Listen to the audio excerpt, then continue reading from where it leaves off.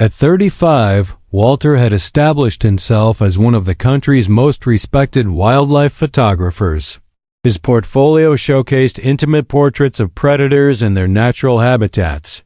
Mountain lions perched on canyon ledges, wolves moving like shadows through snow-laden forests, and his particular specialty grizzly bears foraging at dawn. His work had graced the covers of National Geographic, Outdoor Photographer, and numerous conservation publications. Critics praised his unique ability to capture the dignity of apex predators without romanticizing or demonizing them. Walter's photographs told the truth about wilderness, its beauty, harshness, and the delicate balance that sustained it. He had a gift for patience. Rebecca Hines would later tell investigators, her voice steady despite the dark circles under her eyes. Walter could sit in a blind for 18 hours without moving if that's what the shot required. He understood animals in a way most people never will. Rebecca had stayed behind in their Seattle home with their 2-month-old daughter Sophie. The Yellowstone assignment was Walter's first major project since becoming a father, and though he'd been reluctant to leave his newborn, the opportunity to document grizzly bears preparing for hibernation was too significant to pass up. The 2-week expedition would provide crucial images for his upcoming book on North American predators. "We video called the night before," Rebecca recalled, gently rocking Sophie in her arms during the initial interview. "He was excited about the morning shoot. Said he'd found the perfect location near Hayden Valley where a female grizzly and her cubs had been spotted repeatedly. He promised to be extra cautious. Those were his last words to me, 'I'll be extra cautious.'" Beck. The morning of September 17, 1999, began like any other for the small group of photographers who had congregated at Yellowstone that week. Walter left his cabin at 4:30 a.m., driving his rented Jeep Cherokee toward the eastern section of the park. He'd arranged to meet fellow photographer Diane Morrison at a designated viewpoint at noon to compare notes and possibly relocate based on wildlife activity. By 2 p.m., Diane had contacted park rangers. Walter had never missed a rendezvous. "It wasn't like him at all," Diane told the Billings Gazette 2 days into the search. Walter was meticulous about time. If he said noon, he meant noon, not 12:05, not 11:55. When he wasn't there by 1, I knew something was wrong. Rangers located Walter's vehicle by 4:30 p.m. that same day.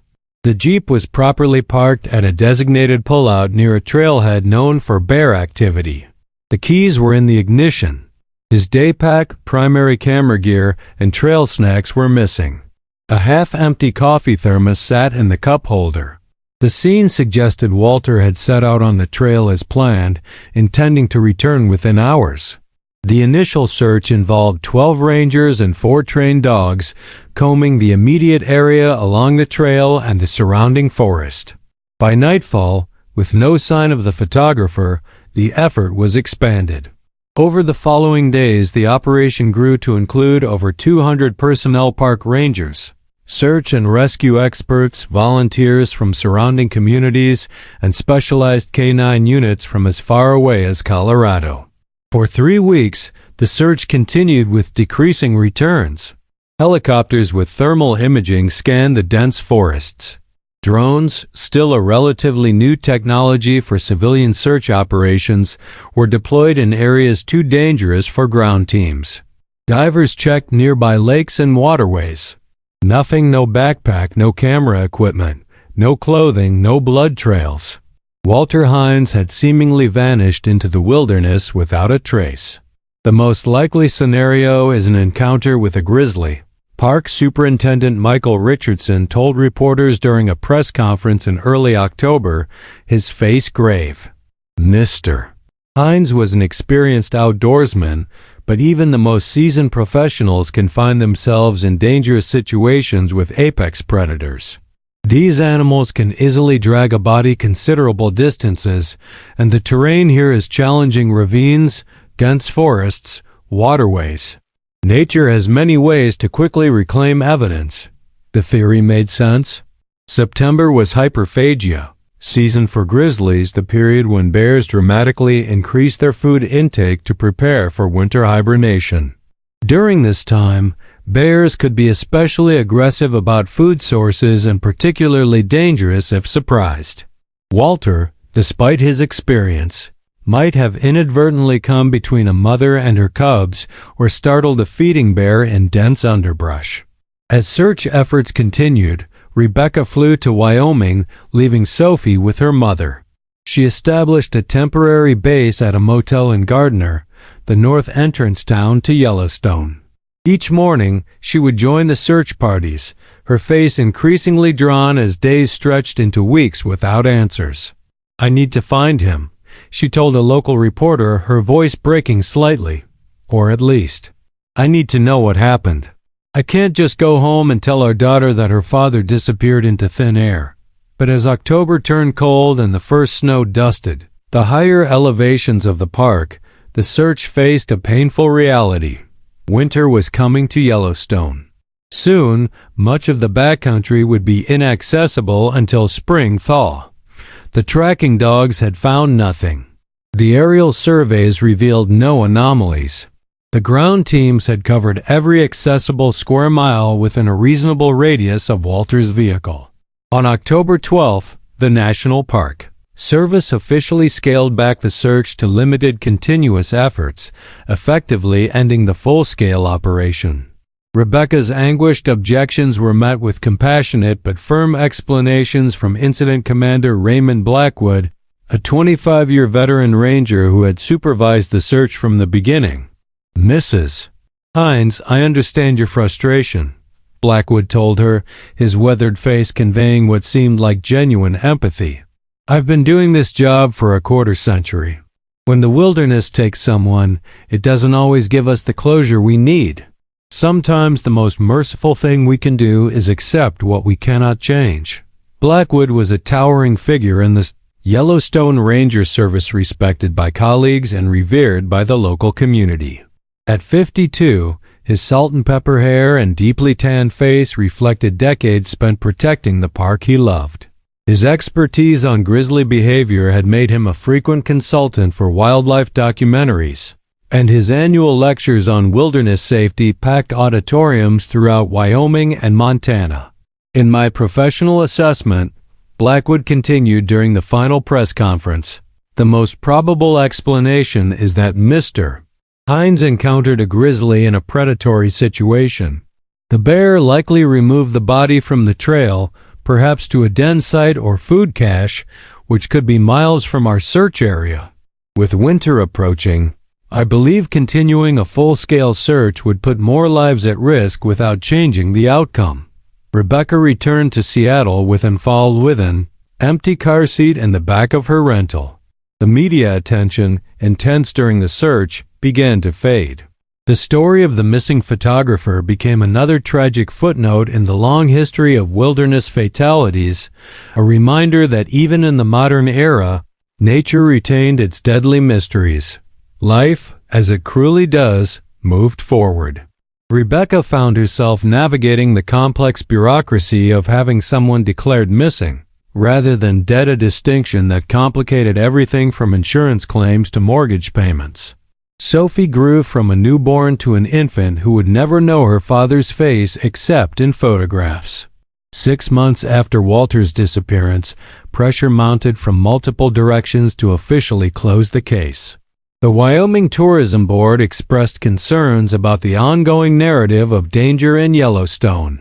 "While every tragedy is deeply regrettable," stated Thomas Whitaker, director of the association, "we must remember that Yellowstone welcomes over 4 million visitors annually with remarkably few incidents. This unfortunate case should be viewed in that context as an exceedingly rare occurrence when proper safety protocols are followed." Insurance companies required resolution to process Rebecca's claims. Even Rebecca's family gently suggested that formally acknowledging Walter's presumed death might help her begin healing. "I know everyone wants me to move on," Rebecca confided to her sister Carolyn over the phone, "but something doesn't add up." Walter respected bears. He knew their behavior better than most rangers. he wouldn't have put himself in danger. Despite her misgivings, the relentless practical realities of single motherhood with limited resources eventually forced Rebecca's hand. 9 months after the disappearance, she reluctantly agreed not to oppose the official designation of Walter's case as presumed fatal, with the cause listed as wild predator attack grizzly bear. Case file was transferred to the cold case section of the National Park Service's incident records. The media moved on to fresher tragedies. Rebecca returned to teaching photography part-time at a community college while raising Sophie. Walter's publisher released a posthumous collection of his work, with proceeds benefiting wildlife conservation. A small memorial plaque was placed at the Yellowstone Visitor Center, honoring Walter among others who had perished in the park. For most people, the story ended there, a talented man taken too soon by the very wilderness he had dedicated his life to documenting. A tragedy, but one that carried a certain poetic symmetry. But life rarely offers such tidy narratives. Nearly 2 years after Walter's disappearance, on a warm July afternoon in 2001, French tourists Emily and Jean-Paul Benoit were hiking an off-trail section in a remote eastern area of Yellowstone.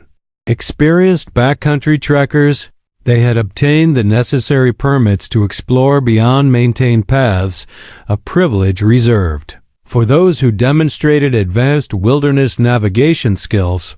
While taking a water break beneath an ancient lodgepole pine, Jean-Paul noticed something unusual about the tree's upper branches. Approximately 10 feet above ground, a dark object was wedged in a forked limb. At first, I thought it was a bird's nest, Jean-Paul later recalled, but something about it seemed unnatural. When I looked through my binoculars, I could see it was man-made, some kind of equipment. Using a telescoping walking pole, the couple managed to dislodge the object, which fell to the forest floor with a heavy thud.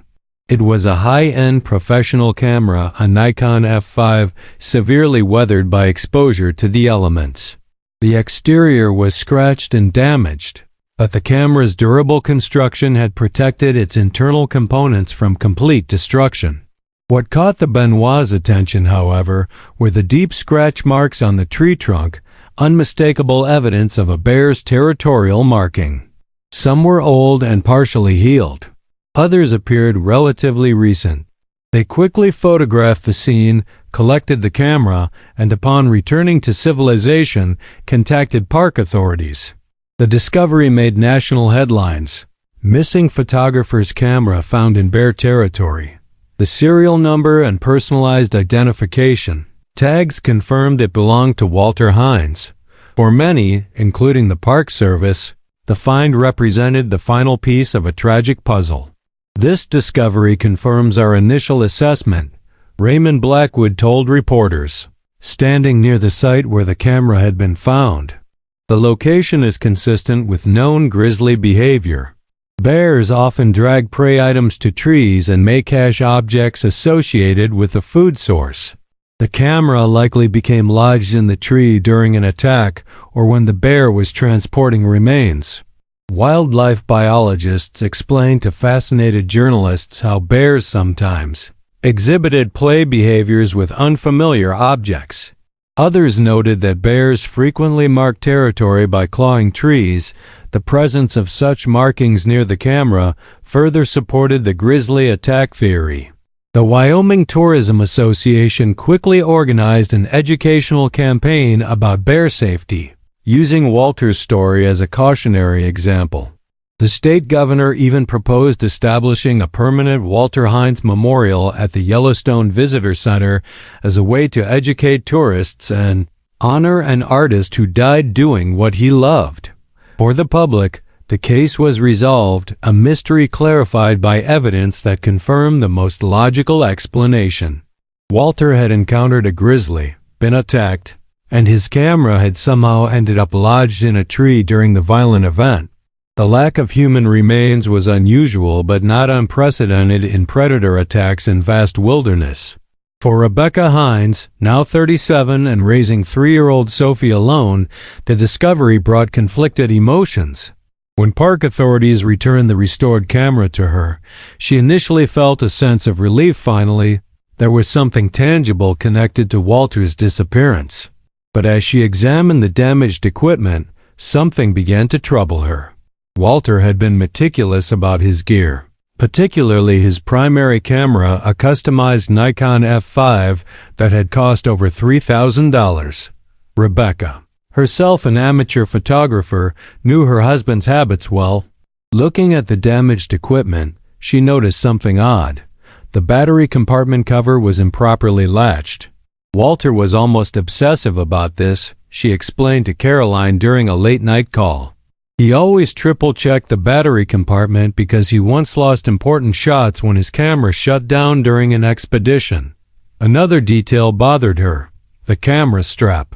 Walter had customized his strap with a proprietary quick-release system that allowed him to instantly detach the camera in an emergency, a precaution he had developed after hearing stories of photographers injured when caught in their equipment during falls. On the recovered camera, the strap was connected normally without the quick-release mechanism. When Rebecca mentioned these inconsistencies to Blackwood during a follow-up call, he dismissed her concerns. "Bears don't care how they handle their victims' equipment, Mrs. Hines, and 2 years exposed to the elements would explain any anomaly." But Rebecca couldn't ignore her intuition. Against the advice of family and friends, she began her own investigation, starting with a return to Yellowstone and the communities surrounding it. What began as a grieving widow's quest for closure would eventually unravel a conspiracy far more sinister than anyone could have imagined, one that would shake Yellowstone to its core and forever change how Rebecca understood both human nature and the wilderness her husband had loved. In the coming months, Rebecca would discover that in Yellowstone's vast backcountry, the most dangerous predators weren't always the ones with claws and fangs. Sometimes they wore badges and carried the public trust. And sometimes, the wilderness didn't take people, people took advantage of the wilderness to hide their darkest deeds. The first thread of this tangled web appeared when Rebecca began interviewing other photographers who had been in the park around the time of Walter's disappearance. One name kept surfacing: Victor Ramirez, a rival photographer with a history of conflicts with Walter over prime photography territories. They had a heated argument 2 days before Walter disappeared, revealed a colleague. Victor was furious because Walter had found a perfect location for photographing bears and early morning activity, the kind of images that win awards and contracts. Rebecca discovered that Victor had abruptly left the park the day after Walter's disappearance, canceling an additional 2-week reservation at his cabin.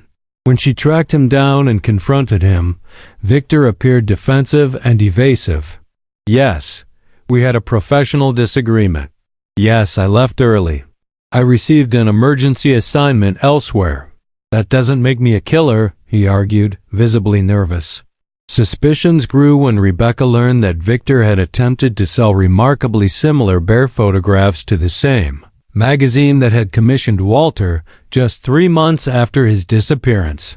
As she pursued this lead, Rebecca had no way of knowing that Victor was merely the first layer of a much deeper deception, one that would lead her to question everything she thought she knew about her husband's fate and the wilderness he had disappeared into.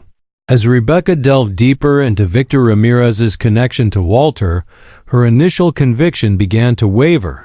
While Victor's behavior raised red flags, his hasty departure from Yellowstone, his nervous demeanor during their confrontation, and his subsequent attempt to sell similar photographs, something about him struck Rebecca as more opportunistic than murderous.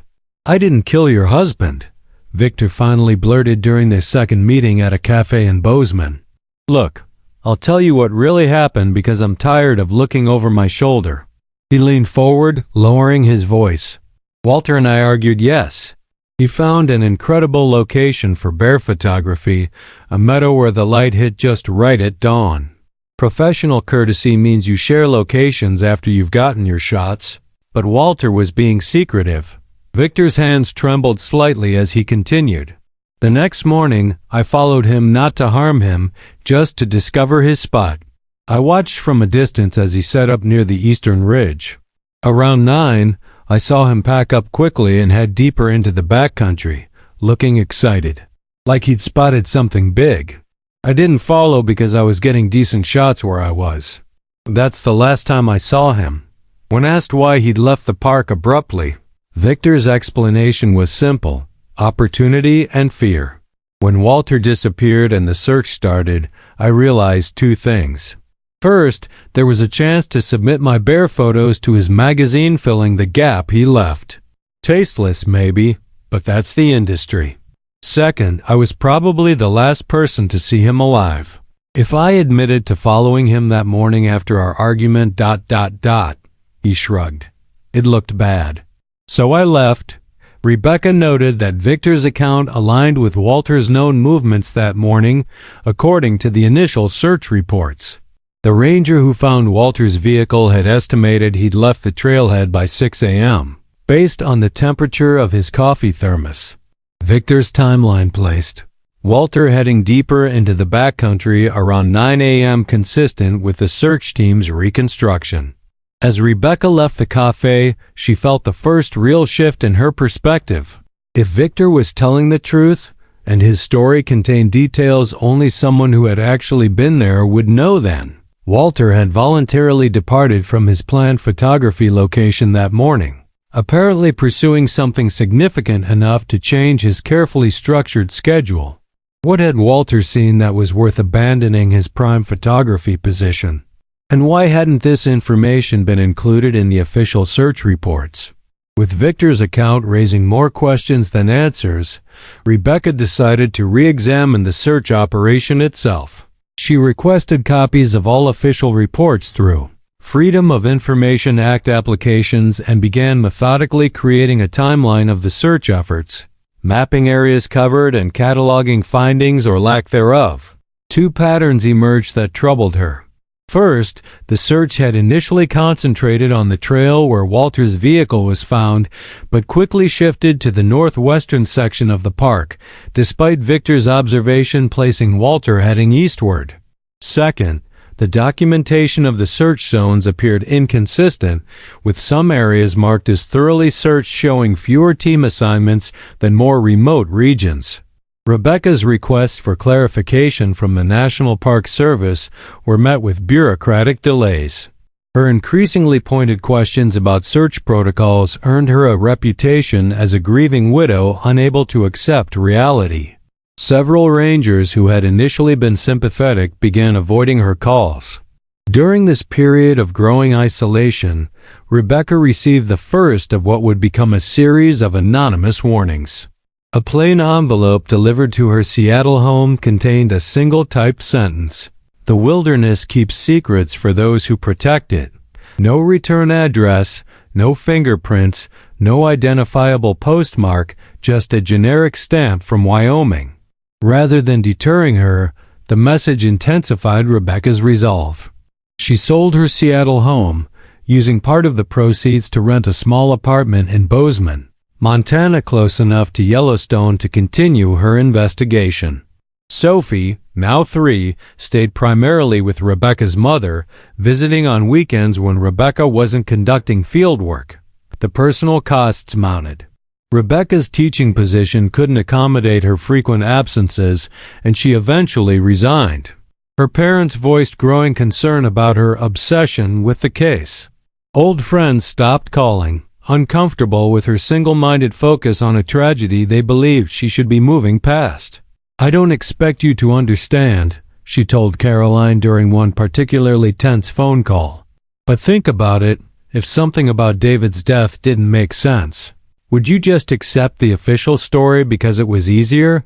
The mention of Caroline's husband, who had died of cancer 2 years earlier, struck a nerve. "That's different, Beck. David died in a hospital with doctors and witnesses and medical reports. Walter disappeared in the wilderness. There's no comparison." "Exactly," Rebecca replied. "David's death had transparency. Walter's has nothing but convenient explanations and missing evidence." As her support system eroded, Rebecca realized she needed professional help. Using more of her dwindling funds, she hired Miguel Torres, a private investigator specializing in environmental crimes. Torres, a former Fish and Wildlife Service agent who had left federal service after whistleblowing on corruption within his department, brought both expertise and skepticism to the case. "I'm not promising anything," Torres warned during their first meeting in his modest office in Jackson.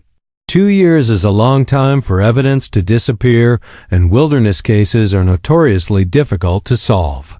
"But I'll look at what you've gathered so far." Torres spent a week reviewing Rebecca's materials before calling her back. "You've done remarkable work for someone without investigative training," he admitted, spreading her timeline across his desk. "And you're right, there are inconsistencies here that warrant further examination." Torres identified several avenues for investigation.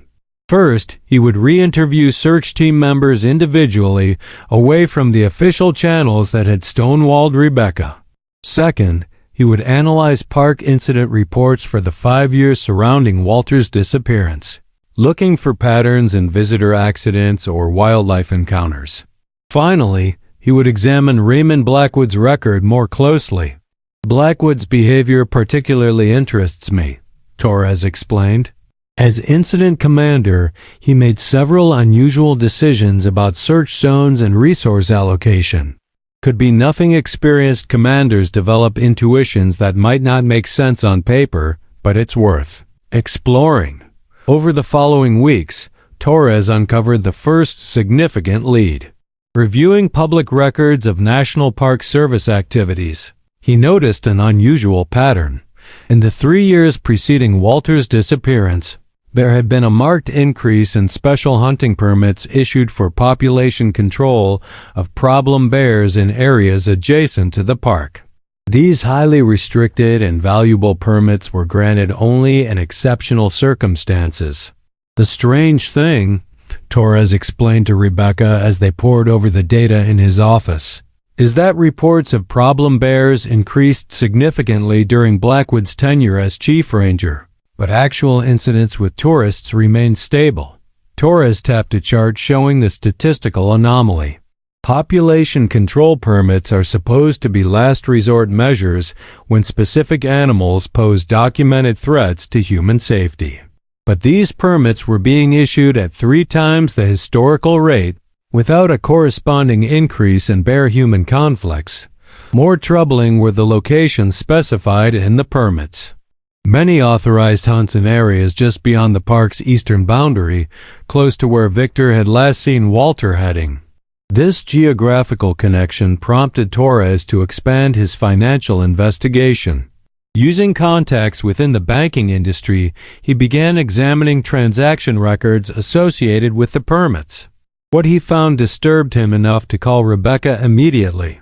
"There are substantial bank transfers to Blackwood's personal account coinciding with the issuance of these special permits," Torres said when they met at a quiet diner outside Jackson. "The transfers come from shell companies linked to luxury hunting operators that offer exclusive experiences to ultra-wealthy clients." Rebecca struggled to process the implication. "Are you suggesting Blackwood was selling illegal hunting opportunities?" Torres nodded grimly. "It appears he was facilitating the hunting of protected grizzlies inside and around the park, falsifying reports to justify special permits, and receiving significant payments from wealthy hunters." The revelation stunned Rebecca. "But what does this have to do with Walter?" "I'm not certain yet," Torres admitted, "but consider the timing and location. If Walter was photographing in the eastern section that morning and ventured deeper into the backcountry, he might have stumbled upon something he wasn't supposed to see." The theory gained further support when Torres located a former park maintenance worker who had been assigned to the Eastern District during that period.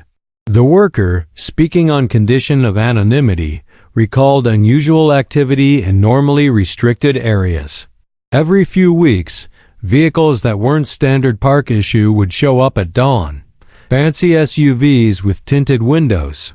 They'd meet with ranger trucks at the service roads, then disappear into the backcountry. When I asked about it, my supervisor said it was resource management and to mind my own business. The worker also remembered the morning of Walter's disappearance. There was extra activity that day, radio chatter about a situation in the Eastern Quadrant. I thought it was about the missing photographer, but now that I think about it, the communication started before the official missing person report was filed. As Torres dug deeper, more connections emerged. Several of Blackwood's former colleagues described him as territorial about certain sections of the park, particularly during fall and spring prime seasons for bear activity. He would personally handle patrols in these areas, discouraging other rangers from wasting resources on redundant coverage. The investigation took a darker turn when Torres discovered that in the 10 years prior to Walter's disappearance, at least 7 other accidents or disappearances in the park coincided with Blackwood's suspected hunting operations. In each case, Blackwood had led the searches and eventually pushed for case closure, attributing the deaths to natural causes or animal attacks. With mounting evidence of corruption but no direct link to Walter's fate, Torres suggested a more aggressive approach. "We need to find someone on the inside of Blackwood's operation who's willing to talk," he told Rebecca, "and I might know where to start looking." Torres had identified James Cooper, a former ranger who had worked closely with Blackwood but was abruptly transferred to a park in Alaska shortly after Walter's disappearance. Cooper had left the Park Service entirely a year later and seemingly vanished from public records. Using specialized databases and contacts in federal law enforcement, Torres eventually located Cooper living under an assumed name in northern Idaho. The approach required delicacy. Rather than confronting Cooper directly, Torres engineered a chance meeting at a conservation conference in Boise, where he presented himself as a consultant researching historical wildlife management practices. After several conversations establishing rapport, Torres carefully steered the discussion toward Yellowstone. Cooper's reaction to the mention of Blackwood's name was telling: a visible flinch, followed by a rapid change of subject.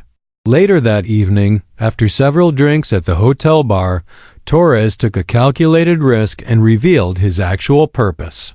"I know you worked with Raymond Blackwood during the Walter Hines disappearance," Torres said quietly, "and I believe you know what really happened." Cooper's face drained of color. He glanced around the nearly empty bar before leaning in. "I don't know what you're talking about." "I think you do," Torres pressed, "and I think it's been eating at you for 2 years. Whatever happened, whatever you saw or heard, it's not too late to set it right." Cooper abruptly stood. "I have nothing to say about Yellowstone or Blackwood. I suggest you drop this before people get hurt." He threw cash on the bar and walked out. The next morning, Torres found a note slipped under his hotel room door with a phone number and 3 words: "Not here. Call." When Torres called from a secure line, Cooper's voice was tense. "I'll tell you what I know, but not over the phone. Meet me at the trailhead for Tubbs Hill in Coeur d'Alene tomorrow at dawn. Come alone and make sure you're not followed." Torres immediately contacted Rebecca. "I might have something, but it could be risky."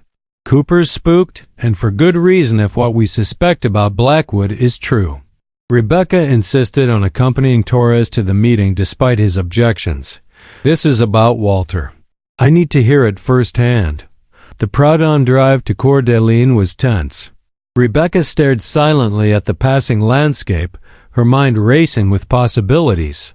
After 2 years of dismissals, dead ends, and mounting personal costs, she might finally learn the truth about Walter's fate. The prospect was both exhilarating and terrifying. Cooper was waiting at the deserted trailhead as promised, dressed in hiking gear that would make them look like any other early morning trekkers. Without greeting them, he gestured toward the trail. "We walk while we talk." Harder to record or observe. As they followed a path along the lakeshore, Cooper finally began speaking, his voice low. "What I'm about to tell you could get me killed. The only reason I'm talking now is because I can't live with it anymore. The nightmares ... They don't stop. He glanced nervously at Rebecca. Your husband was in the wrong place at the wrong time. Walter was photographing in the southeast section of the park that morning, an area known among rangers as the Gray Zone. Technically inside the park, but with easy access to adjacent private properties where Blackwood conducted his illegal hunts. Cooper's account confirmed Torres's theory with chilling specificity. For years, Blackwood had been running a lucrative operation catering to wealthy trophy hunters who paid premium prices for the opportunity to kill protected grizzlies. Using his position as chief ranger, Blackwood fabricated reports of problem bears, issued special permits, and personally guided these illegal expeditions, often using park resources and personnel. These weren't casual hunters, Cooper explained. We're talking billionaires, celebrities, foreign dignitaries, people who would pay $50,000 or more for the forbidden thrill of taking down a Yellowstone grizzly. Blackwood provided the ultimate exclusive experience, guaranteed success, park resources for safety and complete discretion. Rebecca struggled to keep her composure. And Walter? Cooper's face tightened. That morning, Blackwood was guiding a particularly important client, a Saudi prince with diplomatic immunity. They were using bait to lure a magnificent male grizzly that had been photographed frequently in the area. The bear was known among rangers as Scarface for the distinctive mark across his snout. He paused, seemingly gathering courage to continue. Walter must have been photographing from a ridge above them when they made the kill. From what I pieced together later, he captured images of Blackwood and his client with the dead bear. When Blackwood spotted him, he sent the client back with another guide while he pursued Walter. Rebecca felt physically ill as Cooper described what he believed happened next. Blackwood, an expert tracker intimately familiar with every inch of the park, easily caught up with Walter in the dense forest. After a brief confrontation, Blackwood killed Walter and concealed his body, then developed a plan to cover up the crime. Blackwood initially hid the body and camera, planning to return later to dispose of them permanently, Cooper continued. He created fake bear claw marks on nearby trees and scattered some of Walter's belongings to suggest an attack. Then he deliberately led the search teams away from the actual area. Cooper's voice broke slightly. I was assigned to the eastern search quadrant, closest to where it actually happened.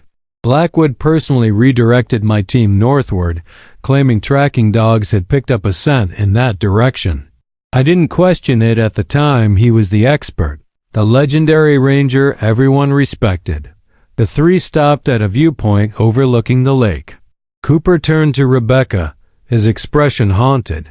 I only started putting it together weeks later, when I overheard Blackwood on the phone discussing loose ends and the need to relocate the package when things cool down.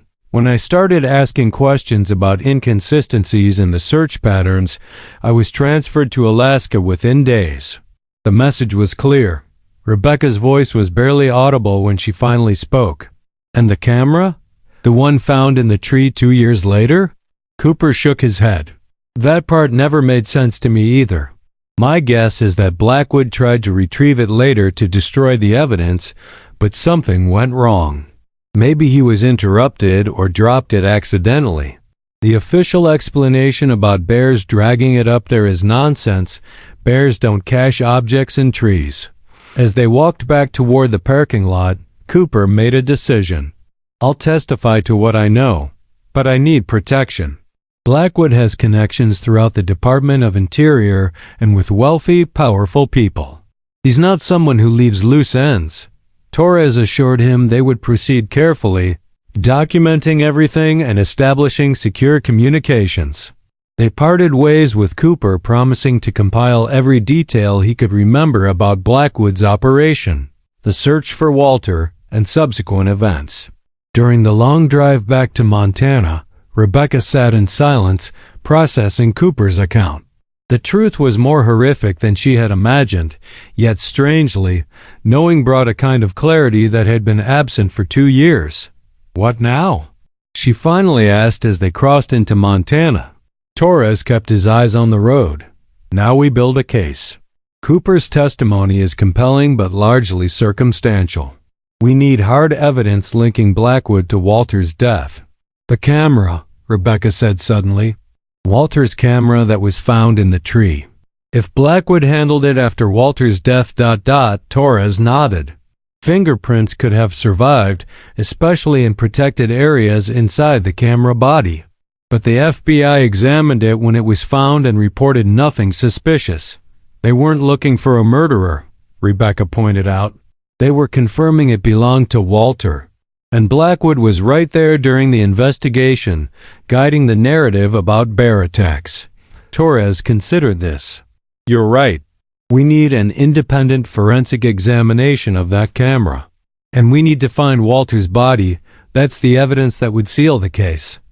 As they formulated their next steps, neither was aware that their meeting with Cooper had not gone unnoticed. A truck had been parked at the far end of the trailhead lot, its driver apparently asleep behind the wheel. Only after they departed did the driver make a call. They met with Cooper, the Observer reported, talked for over an hour on the trail. Should I follow them? On the other end of the line, Raymond Blackwood considered his options. After 2 years believing his secret was safe, the sudden resurgence of interest in the Hines case threatened everything he had built. The operation had been too lucrative to abandon. Wealthy clients still paid premium prices for the thrill of hunting America's most protected predators. The side business had funded his lavish home in Jackson Hole, his daughter's Ivy League education, and a comfortable retirement fund that no ranger's salary could have provided. No, Blackwood finally responded. Come back. I'll handle this myself. That evening, Rebecca returned to her small Bozeman apartment to find a funeral wreath hanging on her door. The attached card read simply, "Curiosity killed more than the cat." The message was clear. Someone knew what she was investigating, and they were watching. Far from intimidating her, the threat crystallized her determination. If powerful people were trying to frighten her away, she must be getting close to the truth. What had begun as a grieving widow's quest for closure had evolved into something more dangerous, a direct challenge to a protected system of corruption that reached into the highest levels of Yellowstone's management. As Rebecca carefully removed the wreath and brought it inside as evidence, she knew there was no turning back. Walter had died pursuing truth through his lens. She would not abandon him now, even as the circle of danger tightened around her. The funeral wreath threat marked a turning point in the investigation. Torres immediately implemented security protocols. Rebecca relocated to a different apartment under an assumed name. They communicated only through encrypted messaging apps. And Sophie remained with Rebecca's mother in Seattle, protected by a private security consultant Torres trusted. The threat also convinced Torres they needed institutional support. Working through former colleagues who had left federal service under similar ethical clouds, he arranged a confidential meeting with Samantha Weiss, a senior investigator with the Department of Interior's Office of Inspector General. I need to be clear, Weiss stated as they gathered in a nondescript hotel room in Billings. This meeting is unofficial. If your evidence doesn't meet threshold standards, this conversation never happened.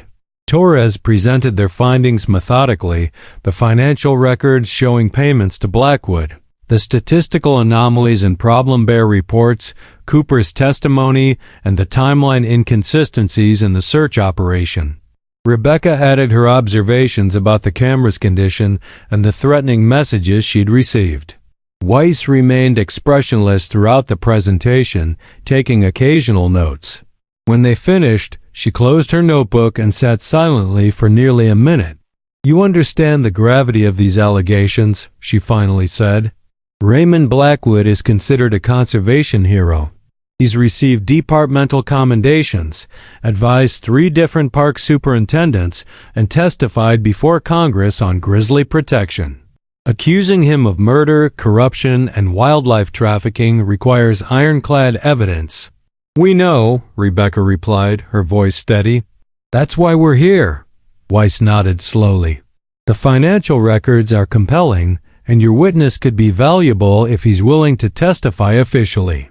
But without physical evidence linking Blackwood directly to Walter's death, no prosecutor would touch this case. The camera, Torres interjected. We need a proper forensic examination of the camera found in the tree. The FBI processed it for identification purposes, but never as potential murder evidence. And we need to find Walter's body, Rebecca added quietly. Cooper said Blackwood initially hid it, planning to relocate it permanently. If that's true, there might be remains somewhere in the park. Weiss considered this. I can initiate a covert investigation based on the financial irregularities that's within OIG jurisdiction.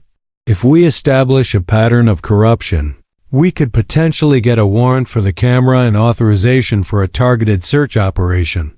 She turned to Rebecca. But I need to be honest with you, Mrs. Hines. Even if everything you suspect is true, cases like this are extraordinarily difficult to prosecute. The crime scene is 2 years cold. The primary evidence has been exposed to the elements, and we'd be challenging the credibility of a venerated public servant. Rebecca met her gaze directly. My husband was murdered for taking photographs. His killer has been protected by a system that values reputation over justice. I'm not interested in the difficulties. I'm interested in the truth. Weiss' expression softened slightly. I'll see what I can do. Give me 2 weeks to build the financial case. Until then, stay under the radar. If Blackwood suspects federal involvement, evidence could start disappearing. True to her word, Weiss moved quickly. The financial investigation revealed a pattern far more extensive than Torres had initially uncovered. Over the past decade, nearly $1.2 million had flowed through shell companies into accounts connected to Blackwood. The transactions corresponded with hunting permits issued for 7 different protected areas, not just Yellowstone. More damning were the connections Weiss established to Thomas Whitaker, the Tourism Association director who had pushed for Walter's case to be closed. Whitaker had received substantial consulting fees from the same shell companies, and his association had actively blocked previous inquiries into irregular hunting permits. 17 days after their initial meeting, Weiss secured a federal warrant to re-examine Walter's camera as potential evidence in a corruption and homicide investigation. The camera, which had been returned to Rebecca after the initial investigation, was transported under seal to the FBI's forensic laboratory in Quantico. The analysis took nearly 3 weeks.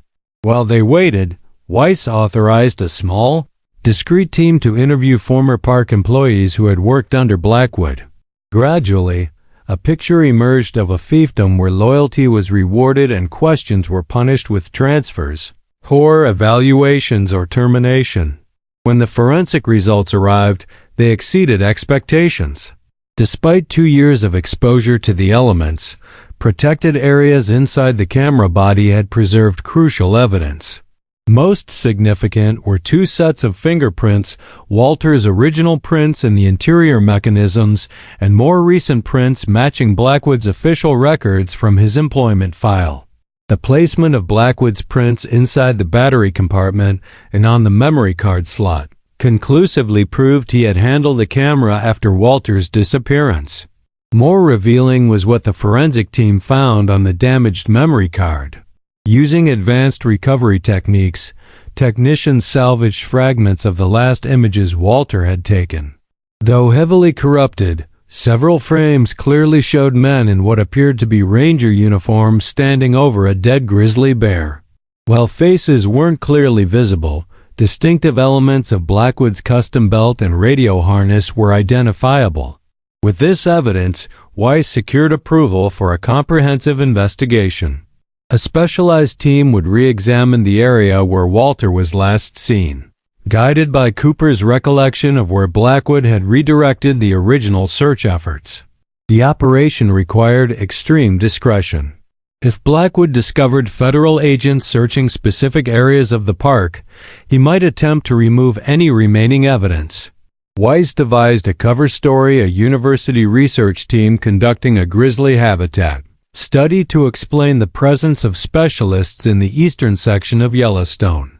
As the search began, Rebecca faced her darkest moment. Her former in-laws, alarmed by reports from mutual friends about her dangerous obsession, filed for emergency custody of Sophie, claiming Rebecca's behavior demonstrated mental instability. The court, presented with evidence of Rebecca's threats from Blackwood and her relocation to protected housing, temporarily placed Sophie with her grandparents pending a full hearing. The separation from her daughter nearly broke Rebecca. During a particularly low moment, she questioned whether the pursuit of justice was worth the cost. Torres found her sitting in her temporary apartment, surrounded by Walter's photographs, tears streaming silently down her face. "We can stop," he offered gently. "Walk away. Let Weiss handle the investigation. You've done enough." Rebecca traced her finger over an image of Walter photographing a wolf pack in Alaska. "He never compromised," she said quietly. "Not on his work, not on his principles." The last conversation we had, he told Sophie, even though she was too young to understand, that someday he'd teach her to see the truth through the lens, not just what she wanted to see. She looked up at Torres, resolve hardening in her eyes. "I can't walk away. Not now. Not ever." The search team's breakthrough came on the 9th day.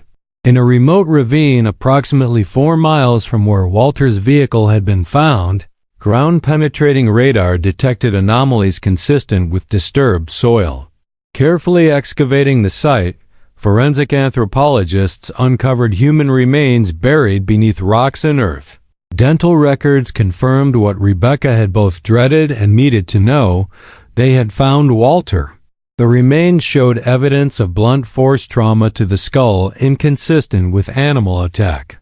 More tellingly, the skeleton was complete and articulated, with no signs of the scattering or gnawing marks typically found when animals feed on human remains.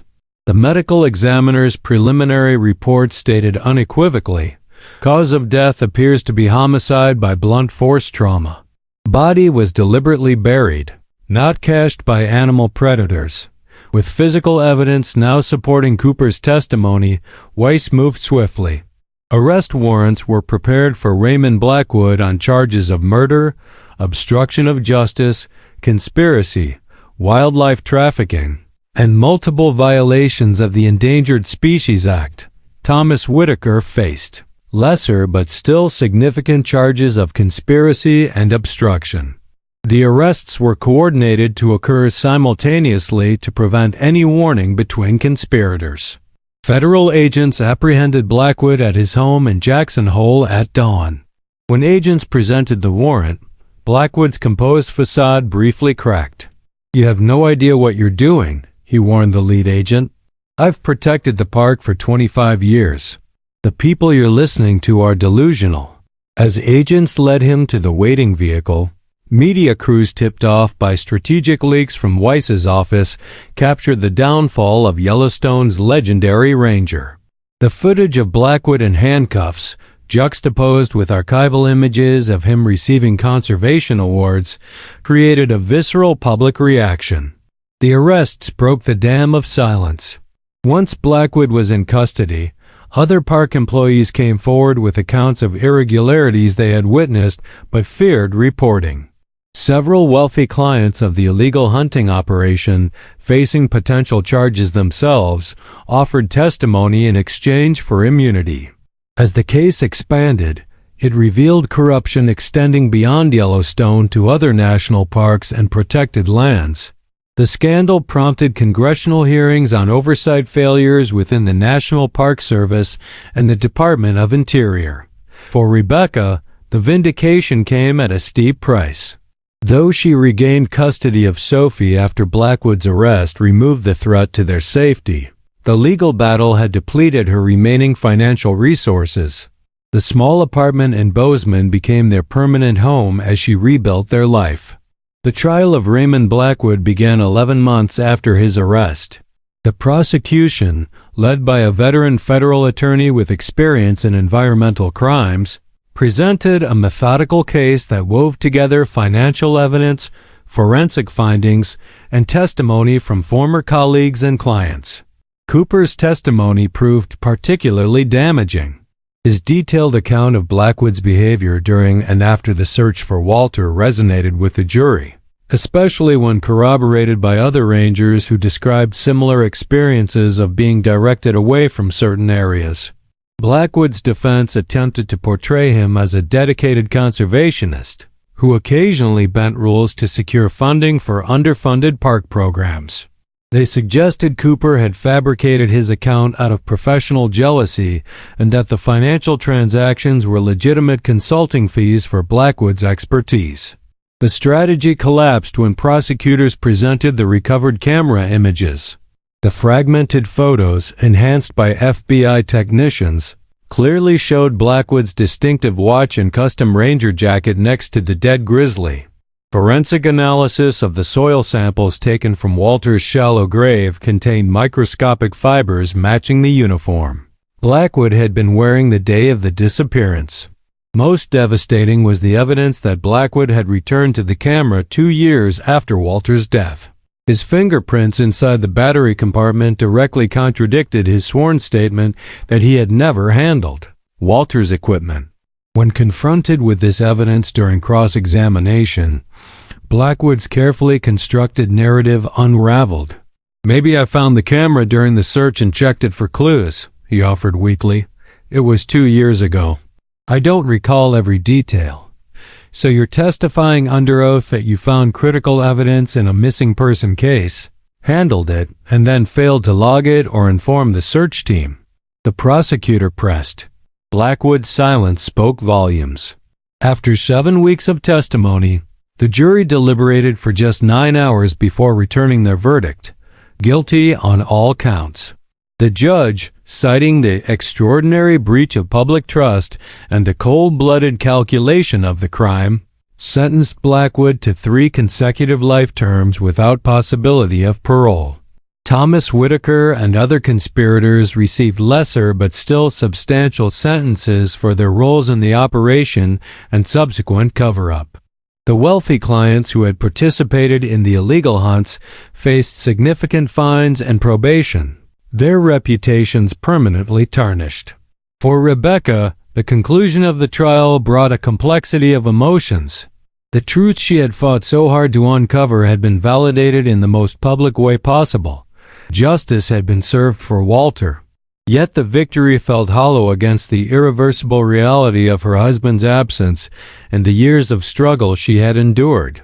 In the aftermath, Rebecca faced numerous offers to commercialize her experience, book deals, movie rights, exclusive interviews. She declined them all, protecting Sophie from further public exposure and honoring Walter's memory with privacy.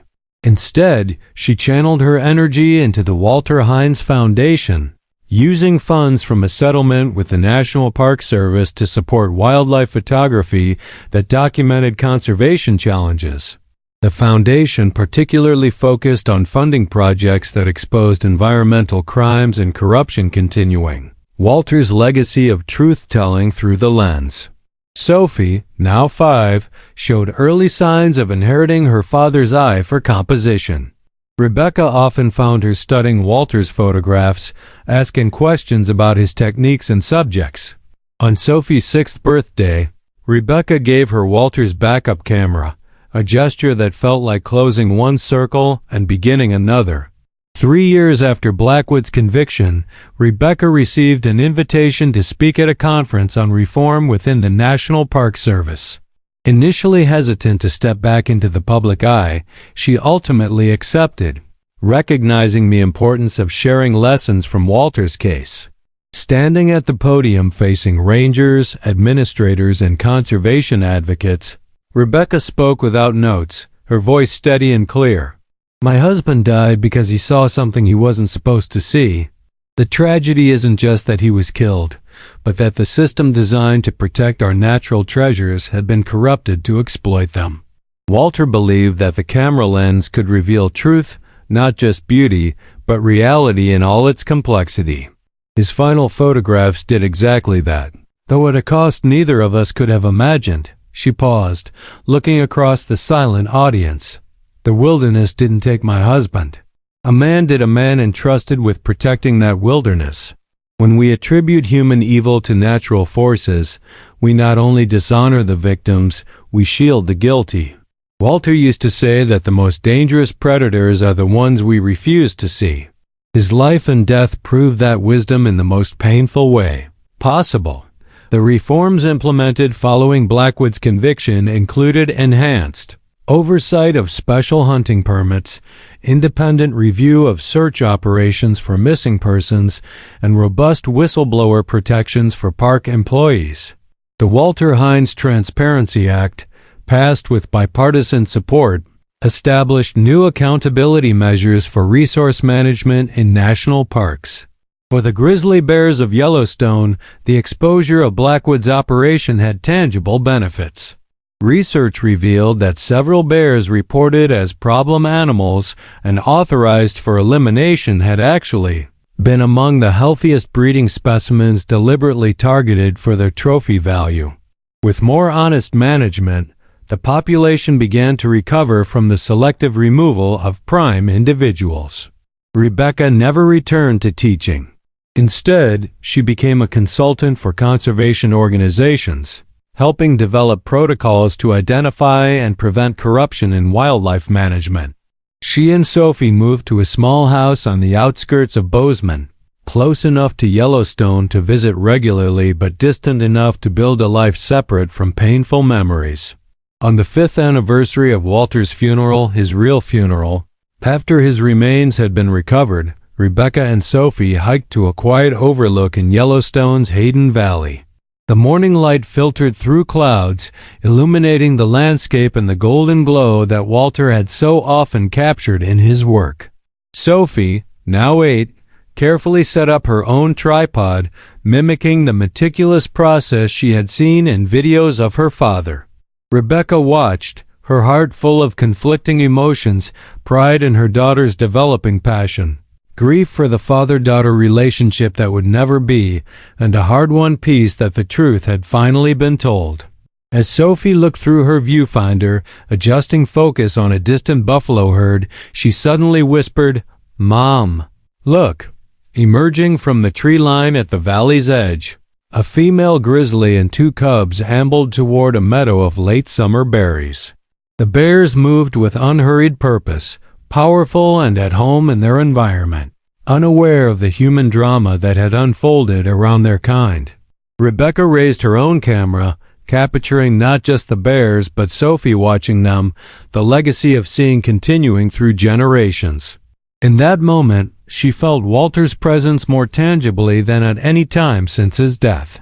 Not as a ghost or mystical visitation, but in the continuity of vision, the honest witnessing of the world as it truly is.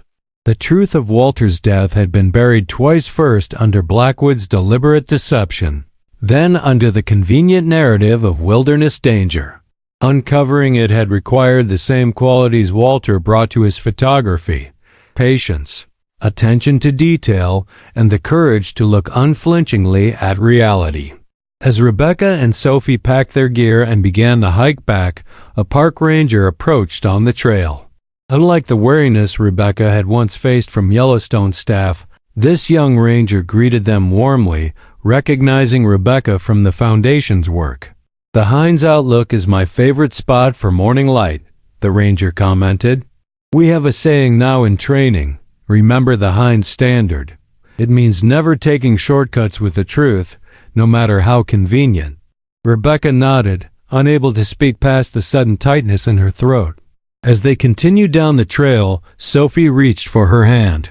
Together they walked through the wilderness that had neither taken Walter nor concealed the truth forever, a wilderness that, like justice, required vigilant stewardship to remain true to its purpose.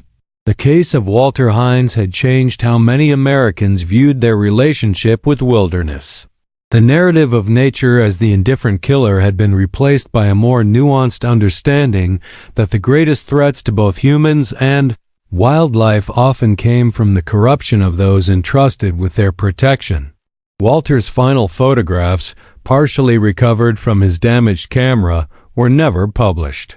Rebecca kept them private, sharing them only with Sophie when she was old enough to understand their significance.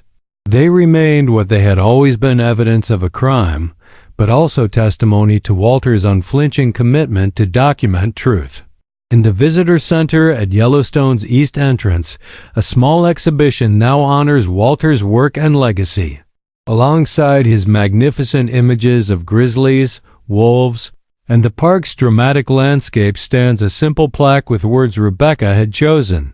He saw beauty and truth through the same lens. One cost him his life. The other ensured justice. Visitors often pause at this display, reminded that wilderness contains dangers both natural and human.